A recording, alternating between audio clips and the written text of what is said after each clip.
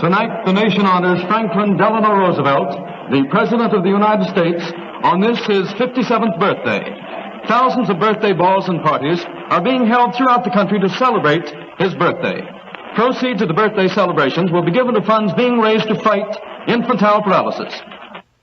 In every great fight, some outstanding figure has always been the leader around which the momentum is centered.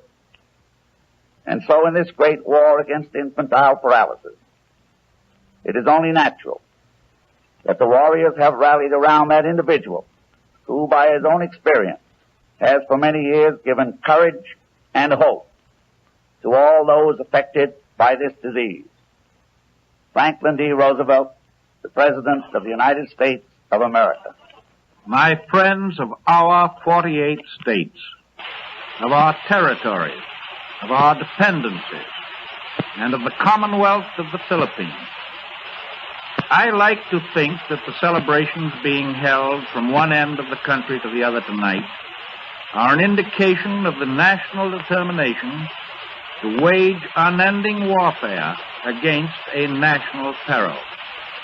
We are all engaged in a campaign which, because of special circumstances, requires that our effort shall be nationwide, unified, continuous. Infantile paralysis is an enemy which neither slumbers nor sleeps. It lurks in hidden places. It strikes without warning, whether the victim be child or youth, or man or woman of mature years. I emphasize the importance of a national, continuous campaign because experience tells us that epidemic diseases can be stamped out only through carefully directed work on a nationwide scale. We need, therefore, the cooperation of every state and county, every city and town, every hamlet and crossroads community in this work.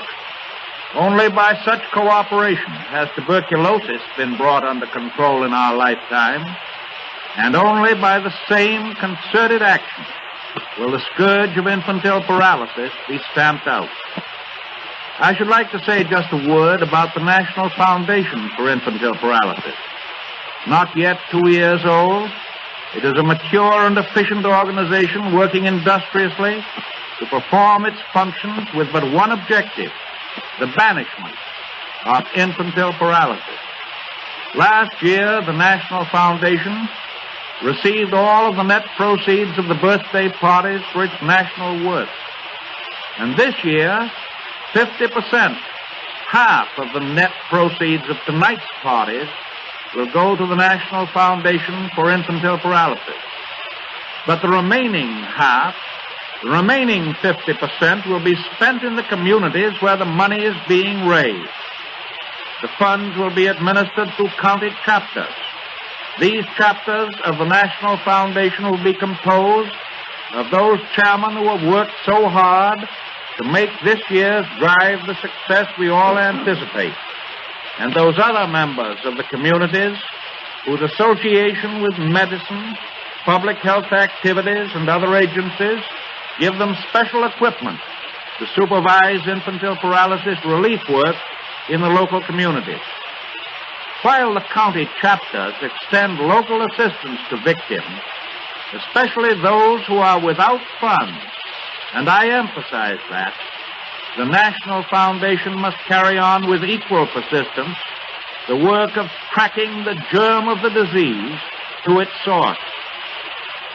We believe that this basis of the division of funds will also afford a well-balanced division of activity between the central organization and the far-flung county communities.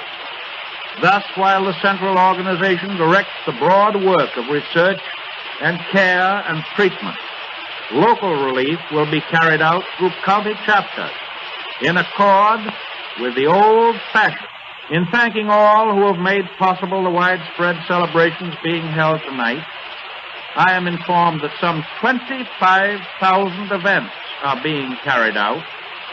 May I, in passing, speak of one phase of this campaign which touches me personally. I refer to the fact that these celebrations to raise funds are being held on my birthday. I consider that as only an incident, and not a very important incident at that. By this I do not mean that I am insensible of the honor which the selection of my birthday for this effort implies.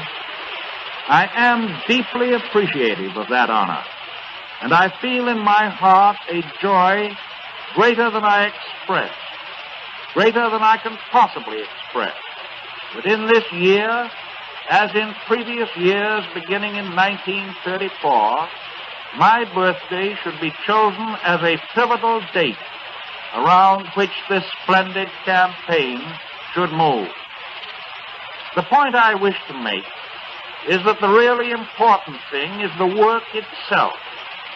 For that noble work, one day is as good as another. The ideal we strive for is to work every day in the task which is ours to achieve. Again, as in previous years, I must take this means of thanking the vast army who have worked for the success of this campaign. Their very number, greater than ever, will be known, greater than ever anybody can possibly understand, precludes individual acknowledgement on my part. My thanks go to all who have made contributions either directly or indirectly, whether through patronage of the parties, in contributing to the March of Dimes, or aiding this great work by other means. And I desire also to express my heartfelt appreciation to the thousands and thousands of friends who have sent me their birthday greetings. With my thanks to all of my countrymen goes from the depth of my soul a prayer that God will bless the work and the worker. The good cause must go on. Ladies and gentlemen, you have just heard the President of the United States, who has spoken to you from the White House on this, his 57th birthday.